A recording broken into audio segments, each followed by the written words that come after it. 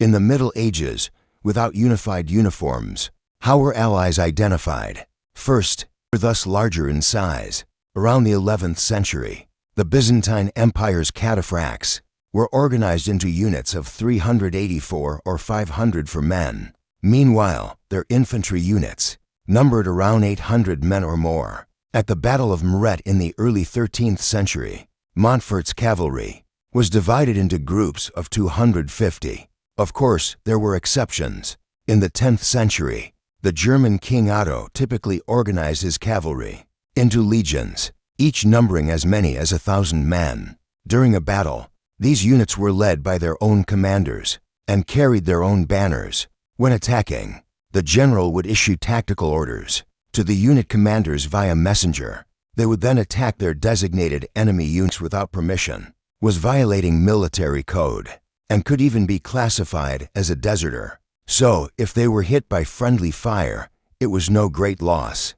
Of course, every commander was well aware that in any war, friendly fire is nearly impossible to avoid. As mentioned, a tight formation is the ideal state, but often, especially during a retreat or pursuit, or if a commander is killed, a unit's formation can easily fall an elite force. As for units that struggle to hold formation, they should never be used for critical tactical maneuvers to avoid confusion over friend or foe and chaotic formations, which an enemy could exploit to turn the tide. Next, banners and emblems were another common way to distinguish friend from foe. Banners and emblems had been widely used by armies for centuries. As we've mentioned, each unit used its own banner. Soldier incidents of friendly fire were avoided. The importance of the battle standard, therefore, cannot be overstated. If soldiers lost sight of their standard, it often led to panic and disarray in the ranks. In an army, the standard was entrusted to a dedicated bearer and tasked with protecting it. These bearers were often knights with a strong sense of honor. They would defend the standard to the death. Losing the standard was considered the greatest disgrace. In a minor battle during the 100 Years' War, a knight, Sir Hugh Stafford, was carrying the standard of Aquitaine, but it was captured by the enemy. The shame of this loss haunted him, leaving him deeply troubled. Finally, one of his squires, John Bromley, recaptured the standard for him, and in doing so, restored the family's honor. With banners for identification, even when Allied reinforcements arrived mid-battle, it was much easier to avoid friendly fire. In addition to banners, emblems were also used to tell friend from foe. The eagle standard of the Roman legions is a prime example. The Mongol and Ottoman empires also used uniquely styled poles and ornaments as their emblems. Banners and emblems not only identified friend from foe, but also different allied units and troop types. More importantly, the general's standard was the heart of the army and the very source of its morale. As long as the general's standard remained standing, good soldiers would keep their morale high and fight on bravely. Thus, for both commanders and common soldiers, these were crucial symbols. They were a key element of tactics in this era. Shield designs and heraldry became common a bit later than banners. Began painting designs on their shields. For identification, high-status nobles used heraldic designs, while common soldiers often used simple geometric patterns. These heraldic designs evolved, and over the next few centuries, they were applied to banners, surcoats, horse trappings, and many other items. Because of this, in any given battle, there were often many heralds serving as staff, officers, and messengers. Their job was to identify the heraldry on both sides, to know who was who and which troops they led.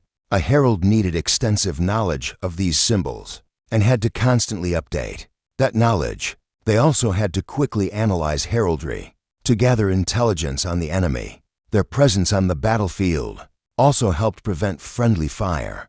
Most nobles and knights themselves could recognize a certain amount of heraldry, enough to avoid attacking their allies. Of course, for common soldiers without heraldry, there were other methods of identification. Over time, many nobles began to take the basic colors and geometric shapes from their coats of arms, simplifying them for their soldiers' surcoats. This helped distinguish them from allied troops. Beyond this, uniforms and battle cries were other effective means of identification. These simplified surcoats could show which lord a soldier served, but in this era, with its countless lords, great and small clothing, making it easier to tell friend from foe, the Flemish also used a unique battle cry to identify one another. Different bugle calls and other signals also served as a way to identify allies. Of course, not all armies were like this. Drawn from a single town or organization, it was easier for them to standardize dress. So, commanders would sometimes adopt a single, unifying element.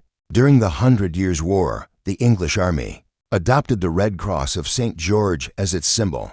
Though English soldiers' clothing varied, they all wore the cross on their clothes, shields, armor, or other visible locations, using the cross of St. George as their mark. Similarly, the Burgundians used a saltire, and the Swiss used a white or black cross. While not a full uniform, this system meant that, whether knight or common soldier, everyone could distinguish friend from foe using this common symbol, making friendly fire less likely. Finally, identifying armies by the style of their equipment and their overall appearance was another way to tell friend from foe. Armies from different countries and regions often used distinct weapons and equipment. Experienced commanders and soldiers could easily use these features to identify both allied and enemy forces. For example, at the Battle of Crécy, only the French army used Genos crossbowmen, while the English ranged troops were primarily longbowmen. With this basic battlefield knowledge, it was possible to use a force's equipment to distinguish between the two sides. Sometimes, the style of armor could also help both sides tell one another apart. For example, Italian men-at-arms often wore full-plate armor of Italian style. When they faced German men-at-arms, the differences in armor style were quite apparent. Of course, this method wasn't foolproof. It was always possible for an army to purchase armor from another country or in another style.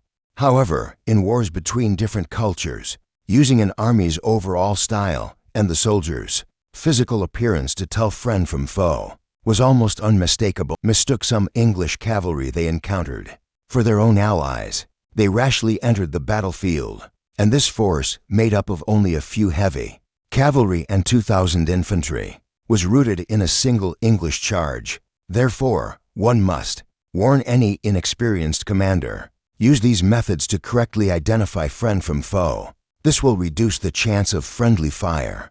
Beyond this, if you can clearly distinguish the different units and who leads them on both sides, all the better.